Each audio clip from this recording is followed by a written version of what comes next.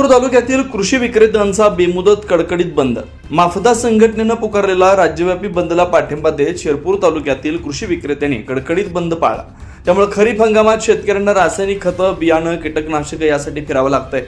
यावर थोडक्यात वृत्त असं की गेल्या 4-5 वर्षापासून माफदा संघटनेनं कृषी विक्रेत्यांच्या विविध अडचणींबाबत शासनाकडे लेखी व तोंडी पाठपुरावा केला होता, परंतु शासनानं व कृषी विभागानं त्याकडे दुर्लक्ष केल्यामुळे माफदा संघटनेनं महाराष्ट्र बंदची हाक दिली। त्यानुसार शिरपूर तालुक्यातील कृषी विक्रेत्यांनी तालुका अध्यक्ष हेमंत चौधरी व मापदाचे राजेंद्र भंडारी यांच्या नेतृत्वाखाली कडकडीत बंद पाळला।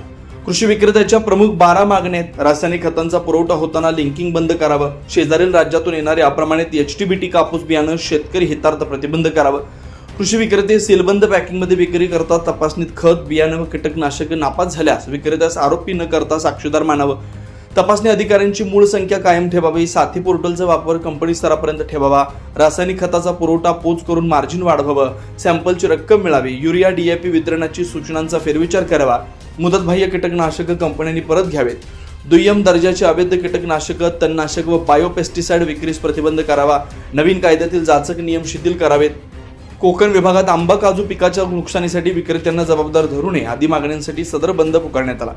तालुक्यातील सर्व कृषी विक्रेते शिरपूरला एका ठिकाणी जमवून त्यांनी आपल्या मागण्या केल्यात। यावेळी माफदाचे राजेंद्र भंडारी, तालुका अध्यक्ष हेमंत चौधरी, उपाध्यक्ष गौरव अग्रवाल, सचिव भूपेश अग्रवाल, खजिनदार निलेश अग्रवाल, संचालक राजेश पगारे, जितेंद्र पाटील, प्रकाश वाणी, ॲग्री सर्च कंपनीचे सुधाकर गानू, आशिष अग्रवाल, प्रकाश अग्रवाल, जगदीश पाटील, अशोक चौधरी, यश अग्रवाल, संजय चौधरी, सचिन बारी, पप्पू पाटील, आदित्य राजपूत आदी उपस्थित होते।